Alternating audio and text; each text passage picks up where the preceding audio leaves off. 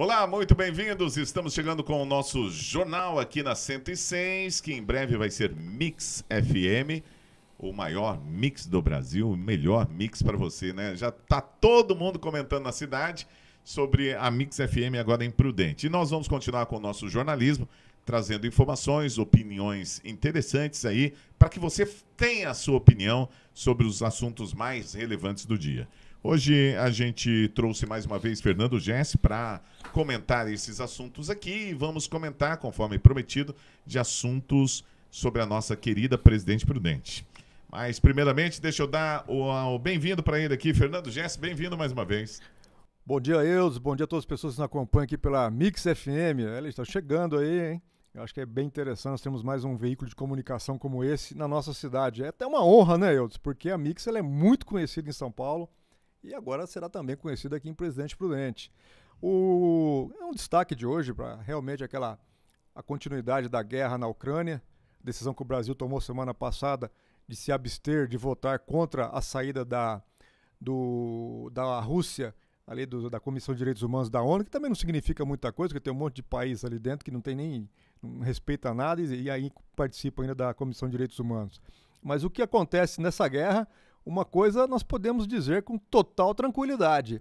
A Rússia tomou um couro tão grande ali dentro que eles não têm ainda ideia do tamanho da besteira que eles fizeram. Eu espero que isso se reverta contra aquele autocrata e, como eu sou católico, né, você sabe muito bem disso, eu acredito em que existe inferno, eu espero que ele queime ali o resto da vida dele. Bom dia, Eudes, bom dia a todos da bancada, o Padilha, o Gessi, um prazer mais uma vez nós estarmos aqui. Bom dia aos ouvintes, que Deus permita que nós falemos sempre a verdade e aquilo que a gente precisa dizer. Ondulações, lombadas, até buracos, problemas na execução de reparos nas vias após a manutenção de tubulações de água e esgoto voltam a tirar do sono dos motoristas de Prudente. Essa matéria saiu lá no portal Prudentino, do Rogério Mative, né, grande jornalista, inclusive falou da Mix esses dias aí, agradecer a ele, liguei para ele para agradecer. E essa é uma matéria muito importante, porque, gente, causa muita indignação. As ruas de Presidente Prudente, elas precisam de reparo, sim, mas constantemente o que a gente vê é que logo após um reparo feito pela Prefeitura Municipal, vêm os órgãos aí, principalmente a Sabesp, furar e retalhar a rua. E isso foi alvo de discussão no Legislativo Municipal, que aprovou um requerimento de providências cobrando a Prefeitura em relação à fiscalização dos remendos realizados pela Sabesp. A Sabesp diz que os remendos são feitos por uma terceirizada e de que vai fazer essa fiscalização. Mas acredito que essa fiscalização se deve à Prefeitura. É isso ou não é, Fernando Gessi? Você tem visto os buracos aí? Tem se assustado? Olha, o bairro onde eu moro ele foi totalmente pavimentado, as ruas estavam ali uma maravilha, de repente alguns terrenos vazios começaram a ser ocupados por casas, os buracos na rua começaram a aparecer e é impressionante, né? O buraco ele aparece com uma velocidade imensa, mas para ele sumir demora muito tempo. Nós temos também alguns casos ali no Parque do Povo de tubulações que romperam, inclusive causam, né, problemas de cratera ali, e aí a Sabesp vai, arruma, coloca a terra, dá aquela tampada, porque às vezes estoura o encanamento, e fica ali o empresário que tenha, por exemplo, tem um negócio à frente do buraco, ou a residência à frente do buraco, esperando uma eternidade para poder realizar a pavimentação. E chega ao ponto de, se, graças a Deus, pelo menos graças a Deus não, né? Não posso nem falar desse jeito. Esse ano, nós tivemos as chuvas não foram tão intensas assim. E com isso, o asfalto ainda conseguiu resistir um pouco mais. Porque se nós tivéssemos tido aquelas chuvas de anos atrás, com certeza nós estaríamos com a cidade totalmente esburacada. E também cabe lembrarmos aqui que não é só problema da Sabesp na nossa pavimentação municipal. Nós temos problemas também de buracos que são causados pela própria esfacelamento, né, pelo próprio tempo de vida do asfalto. E é uma coisa, por exemplo, Eudes, eu conheço outros países, já visitei outros países e você não vê isso lá. Você não vê. A massa asfáltica que é feita é diferente? É diferente, é diferente. Por exemplo, Eu tive a oportunidade de estar na Austrália em 2018 e na minha ida para o lugar do evento onde nós estávamos ali, eu fui disputar um campeonato mundial de aeromodelismo representando o Brasil e eu percebi que em 2 ou 3 locais existia a pavimentação, o conserto, o ajuste, ou da via ou da estrada de acesso. E como eu fiquei lá 15 dias disputando esse mundial, com certeza nos últimos dias o reparo já estava pronto. Eudes, você só via que a cor do asfalto era diferente. Aqui não. Aqui todo remendo que é feito, você percebe porque o carro pula. Então, até né, nós temos aqui... É um perigo, né? É um perigo porque numa distração pode até perder a condução ali do carro. Em alguns buracos, com certeza, isso pode acontecer sim. Então, inclusive, danificar ali a questão de suspensão do carro. Mas eu espero que a fiscalização, que é de responsabilidade do poder público, ela seja feita de uma maneira clara. Agora, quem faz a manutenção do asfalto tem que ser uma empresa muito próxima a nós. Porque não dá para, por exemplo, você preparar ali uma massa asfáltica, o piche ali, todo aquele processo, de uma empresa distante. Então, por exemplo, até a própria Prudenco, eu acredito que em alguns locais, faz essa reparação também. Então, eu acho que tem que ter um pouco mais de cuidado, de presteza, né, com as vias públicas, porque é a primeira imagem da cidade que fica. Então, uma pessoa de fora chega aqui, vê aquele monte de coisa esburacada, toda arrebentada, fala, pô, essa cidade aqui é complicada. E a segunda, questão de arborização, a gente vem pecando um pouquinho aí, mas a situação financeira que nós estamos saindo, eu espero que daqui para frente o município, com essas questões de zeladoria, cobre também da Sabesp uma eficácia maior com relação a isso. Na realidade, esse é um problema antigo da cidade. Eu lembro que quando fui vereador, nós tentamos um projeto para que a prefeitura pudesse realizar os serviços e cobrar da Sabesp os reparos. Nós tivemos dificuldades na aprovação disso e o problema continua. A Sabesp tinha que ser compelida a fazer com mais rapidez os reparos. Ela tem todo o direito de uma questão legal para poder mexer nas tubulações que estão no subsolo, mas ela não pode deixar os reparos sem serem efetivados, porque a população sofre com isso. Às vezes passa em buraco, às vezes passa em lombada excessiva, porque o nível de asfalto que coloca fica muito acima do asfalto normal da rua, e às vezes acaba de fazer um recapeamento e aí falta planejamento, né? Porque os órgãos da prefeitura poderia em conversas com a Sabesp, verificar se existe algum tipo de providência a ser feita na tubulação dessa ou daquela rua que vai ser recapeada. Isso não ocorre. E aí faz o recapeamento, logo em seguida vem a Sabesp e faz um buraco, e aquele buraco fica lá durante muito tempo. E quando é feito o reparo, não é feito no mesmo nível do asfalto do recapeamento realizado pela prefeitura. Ou seja, fica o desnível. E esse problema precisa ser resolvido. Eu só não vejo vontade política dessa atual Câmara, que é inoperante, ineficaz, incompetente, para realizar qualquer tipo de atividade no sentido de resolver essa questão. Bem, vamos lá para a segunda notícia dessa terça-feira. Olha, Adão Lima não desiste, hein? O Adão está sempre tentando aí. O Adão Lima se filiou ao PROS, que é o Partido Republicano da Ordem Social, e lançou a pré-candidatura ao Senado Federal. Neto de imigrantes holandeses vindo da Bahia da década de 40 para o oeste de São Paulo, com o apoio de dezenas de entidades classistas, Adão Lima lança sua pré-candidatura. Gente, não é para deputado estadual nem deputado federal, não. É para o Senado. As eleições em 2022 vão renovar 1/3 do Senado e 27 senadores ou senadoras, ao todo, um por unidade da federação. Vamos lá, o Adão é uma pessoa que eu gosto muito, e, inclusive conheço uma das filhas dele, que tá lá eu acho que é no Amapá, ele tem uma fazenda enorme lá, fez um trabalho muito bonito lá, e é um dos grandes produtores, inclusive, de aves, né? Não sei se é assim que fala, produtores de aves, mas tem soja, milho, e fez um trabalho lindo, maravilhoso. E ele tem esse sonho de ocupar um cargo público. Não sonhou um pouco alto demais agora, né, para iniciar essa carreira pública, não, Fernando Jesse? Olha, nós reformaremos, trocaremos, né, ou substituiremos 1/3 do nosso Senado, né? Então nós temos, elas são alternadas, né? Em uma eleição nós trocamos 1/3 e na outra trocamos 2/3.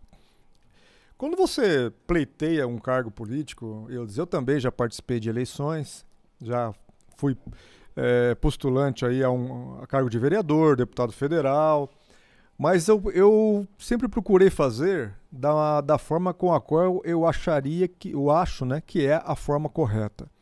Então, quando você vai para um cargo público, se você defende, como eu, que a pessoa tem que ter um certo conhecimento, tem que ter uma certa vivência no negócio, nós atuamos como ativistas sociais, nos interagimos aí com assuntos da sociedade. Eu fui buscar uma formação, hoje eu sou formado em gestão pública e tenho pós-graduação em gestão, desenvolvimento e políticas públicas voltadas para o desenvolvimento de cidades. Ou seja, se nós estivéssemos num cargo hoje, com certeza teríamos uma conduta muito diferente, né? Porque existe a forma de você errar porque você desconhece, que é o pior jeito, ou você erra por desconhecimento, ou você erra porque realmente você tem ali um certo desvio de conduta, porque você sabe como que tem que ser feito da maneira correta. Se eu quero ser prefeito, então você começa como vereador. Se você quer... Eu acho que a vereança, Eudes, é o cargo mais difícil de você conquistar. Por quê? Porque você estará ali brigando com 200, 300 pessoas, como foram nas últimas eleições, e, inclusive, nessa última, eu fiquei em 14º, né? Fui 14ª pessoa mais bem votada. Sou o primeiro suplente do Podemos em Presidente Prudente. E então isso você vai ganhando maturidade, ganhando conhecimento para você postular cargos maiores, né? Eu não tenho mais intenção de ficar atuando na política, mas no caso dele, eu recomendaria que ele fosse, pelo menos, começasse como deputado estadual, se ele quer um cargo fora de prefeito ou vereador, que ele começasse como deputado estadual, aí você atinge uma boa votação, realiza um bom trabalho, você vai para deputado federal, porque você tem o reconhecimento do seu estado, e depois, mais para frente, se você realmente desenvolver um trabalho muito bom, você pode pleitear um cargo de senador.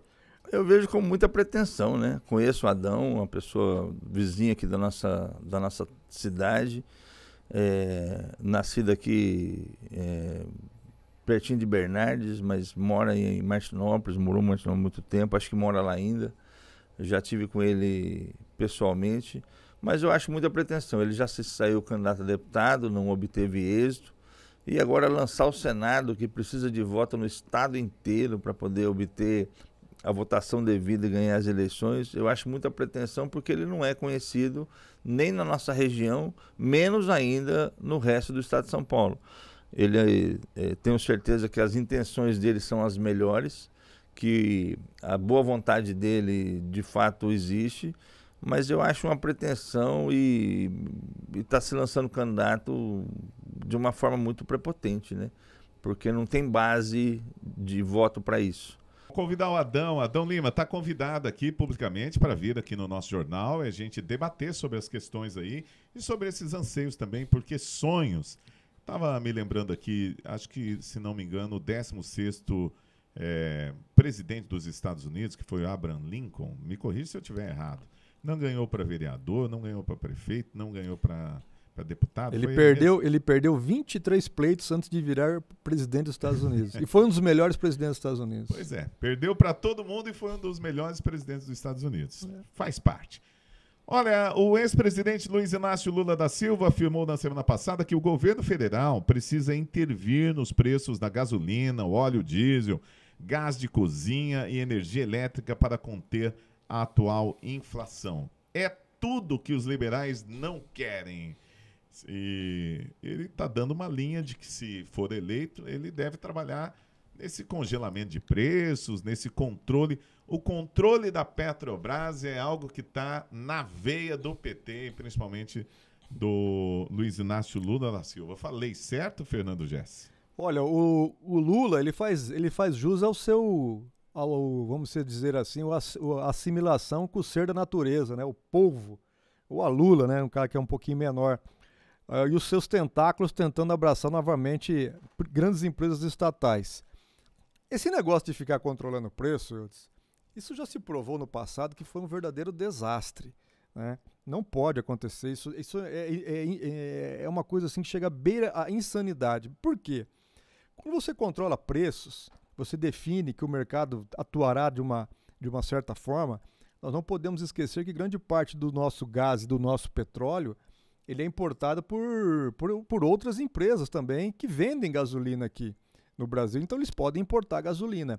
Agora me diga, qual que é o empresário que vai querer importar gasolina numa situação onde ele terá prejuízo? Isso não existe, só na cabeça desse alienado mesmo, tá?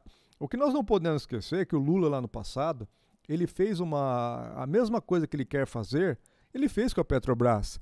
E a Petrobras, para quem se recorda, isso aqui é bom ser lembrado incansavelmente até o dia das eleições, que todo o trabalho que o Lula fez na Petrobras, dentro do seu governo, do governo da Dilma, foi colocar a maior empresa mundial, que era a Petrobras, uma das maiores, estava ali entre as primeiras, no número 200 do ranking.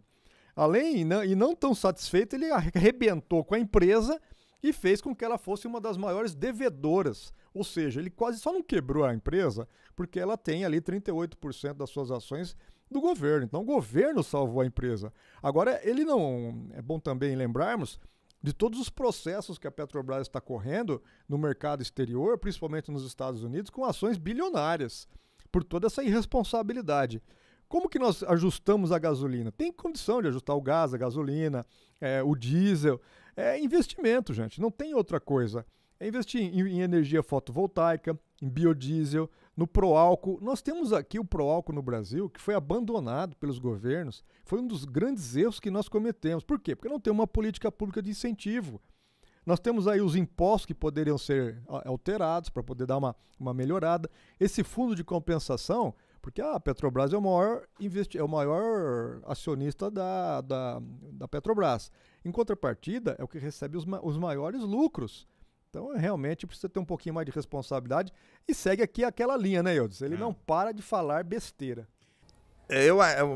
A gente sabe que as intervenções de preço sempre deram erradas, mas isso com relação ao mercado de uma forma geral.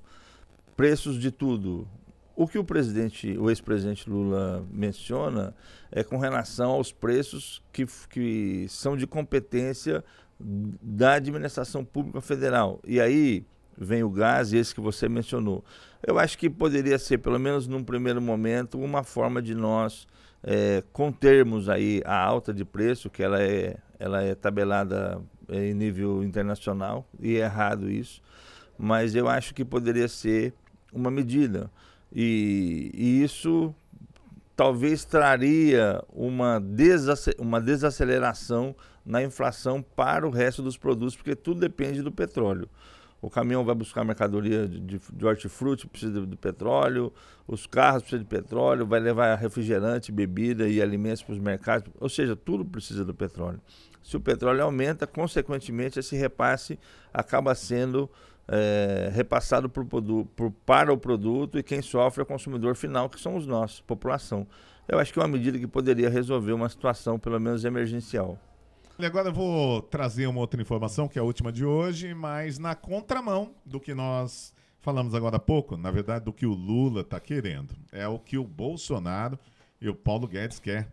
A equipe do ministro da Economia, Paulo Guedes, acha que o Brasil passa pelo momento ideal para avançar com a proposta de venda da Petrobras, ou pelo menos reduzir drasticamente a participação do governo na divisão acionária da companhia. E ainda mais agora que os indicados para presidir a empresa e o conselho de administração são pessoas de menos status políticos do que os anteriores. Parece que é o cenário ideal, no entender de Guedes, favorável por causa da alta dos combustíveis e do gás de cozinha, da consequente inflação elevada e de uma sensação geral. Será que isso faz sentido? Porque se é do governo, é para ser mais barato, né? Era para ser mais barato, mais em conta. Porque o governo, necessariamente, não era para visar o lucro que uma iniciativa privada visa. Agora, se tiver todo na iniciativa privada... Rapaz, você sabe que a Petrobras, eu sempre acho que o serviço público tem que ser em algumas questões. Educação, tecnologia, enfim, questões de fato que mexem com a nossa segurança e que dá o norte para o rumo do país. O problema do petróleo, nós tivemos uma campanha muito forte na década de 50, 60, o petróleo é nosso, e aí foi montada a Petrobras, que era uma empresa extremamente rentável, que dá lucro, uma empresa que, enfim, trouxe orgulho para todos os brasileiros, mas a gente observou que nos últimos anos ela foi usada para fomentar uma política desastrosa e danosa que trouxe muito prejuízo para o Brasil. Foi usada para poder tirar dinheiro, propina, para pagar deputados e partidos políticos. O atual governo, não vejo muito diferente, ele está loteando a Petrobras, assim como está loteando muita coisa do Brasil. A nomeação dos dois ex-presidentes, tanto do Conselho quanto da Petrobras, foi uma clara intervenção no sentido de leiloar a Petrobras, porque eram duas pessoas comprometidas com empresas concorrentes que faziam parte do mercado. Isso aconteceu como uma preparação para vender a Petrobras a preço de banana. Eu acho errado, eu acho que ela não tinha que ser privatizada. Eu acho que ela tinha que ser mudado o modelo dela. E mudar o modelo favorecendo o Brasil. Porque a gente observa que isso, o Brasil de uma forma geral, a gente observa que isso não vem sendo feito nos últimos anos, inclusive nesse mandato do presidente Jair Bolsonaro, em quem eu votei, mas confesso que não terá meu voto nessa próxima eleição, porque não cumpriu com aquilo que se prometeu a fazer em prol de uma sociedade melhor. Eu dizer mais uma vez a situação momentânea que o Brasil passa com relação às eleições de 2022. Falar que irá privatizar a Petrobras, esse papo já vem sendo dito de muito tempo. Agora, vocês têm uma ideia de qual que é o processo que teria que passar a empresa para poder ser vendida? Isso não é uma coisa que se realiza do dia para a noite. É impossível vender uma empresa como a Petrobras, que tem aí braços internacionais, que opera praticamente um monopólio de tudo aqui dentro desse país. Olha, vender, tudo bem. Eu também não sou contra vender a Petrobras, mas teria que existir ali uma estratégia muito bem traçada para que nós poderíamos trocar um monopólio que tem uma participação pública com um monopólio 100% privado. Isso não pode acontecer. Então, a Petrobras deveria ser fatiada, deveria ser ali seccionada em determinadas situações onde aumentasse a concorrência, como nós temos hoje nos Estados Unidos. Os Estados Unidos tem mais de 60, 70 empresas petrolíferas tomando conta do mercado. Então, talvez o ideal seria quebrar o monopólio. Quebrar o monopólio. E abrir concorrência. Quebrar o monopólio, fazer toda uma situação. Por quê? Veja bem, a Petrobras ela é dividida entre os acionistas. O BNDES tem uma parte, o governo tem outra parte. E ano passado ela teve 121 bilhões de lucro. Desses 121 bilhões de lucro, 50 bilhões, né, foram um pouquinho menos, só a parte do governo, 106 bilhões, 50 bilhões praticamente é do governo. Ou seja, são 50 bilhões que estão entrando no caixa da empresa. Agora, a grande pergunta que nós temos que fazer é a seguinte, eu acho que é aí que é a grande questão. A empresa estatal, Petrobras, interessa ou não para o governo? Essa é a primeira pergunta. A segunda questão, ou a segunda pergunta, ela ainda é uma empresa estratégica para o Brasil? Então, são essas as questões que devem ser feitas, porque se nós deixarmos ali, vendemos a Petrobras, pegamos aquela dinheirama toda da venda da Petrobras, só as ações do BNDES dão mais de 50 bilhões. Diminuímos a dívida do Brasil, fomentamos ações na área social, ajustamos isso ou aquilo. Só que o que acontecerá? Resolverá o nosso problema? Porque o foco aqui é gasolina, é preço. Eu estou endividado. Preço e abastecimento, concorda? Eu estou endividado, eu tenho a minha casa. Aí eu vendo ela, vou encher o bolso de dinheiro, vou ficar bem. Mas por quanto tempo, hein? Essa aqui é a grande questão. Então a questão é, ela interessa para o nosso país? Ela interessa para o brasileiro? Ela é uma empresa estratégica ainda para nós? Porque o resultado, o brasileiro, ele não quer saber. Nós precisamos ter nós temos um problema aqui de ordem de consciência. Ou nós somos liberalistas e realmente partimos para a iniciativa privada, tomando conta do que realmente interessa para o país, ou nós ficamos no modelo que nem esse o que nós comentamos sobre o Lula, onde tem a interferência do Estado, tem ali o braço do Estado pesado atuando, indicando pessoas. Eu sou do seguinte opinião: governo tem que administrar impostos e não empresas. Agora, o que acontece com as empresas? Elas precisam atuar dentro do nosso país, dentro de uma regimentação, de um ordenamento jurídico muito claro. Porque senão, o que acontecerá? Os mesmos problemas que nós temos em outros países. Isso não pode acontecer. Nós vamos vender um patrimônio que é nosso, é patrimônio da nação. Vendemos isso e criamos um outro problema, porque o consumidor, o brasileiro, ele não quer saber quem que é dono da Petrobras. Esse negócio de consciência, empresa 100% brasileira, isso é conversa para boi dormir. O que nós queremos, e nós que somos de direita, somos liberais, é um mercado regulado, com responsabilidade e uma condição de trabalho e preços compatíveis com o que realmente tem que acontecer. Senão, o que nós iremos fazer? Trocar 6 por meia dúzia e ainda piorarmos a nossa situação atual. Muito bem, é isso aí. Esse foi Fernando Gessi aqui com a gente. Tá nervoso, ficou indignado aqui, hein? É brincadeira, mas eu admiro a capacidade que o Fernando Gessi e todos os nossos comentaristas aqui têm de trazer, né, de fazer uma síntese do que está acontecendo e esclarecer aqui para todos nós. Fernando Gessi, muito obrigado, os nossos convidados. Gente, nós voltamos amanhã às 7h30 da manhã com mais um jornal aqui da Mix 106. A Mix está chegando, o melhor mix do Brasil. Você vai conferir aqui em 106,7. Valeu, um grande abraço, até o nosso próximo encontro.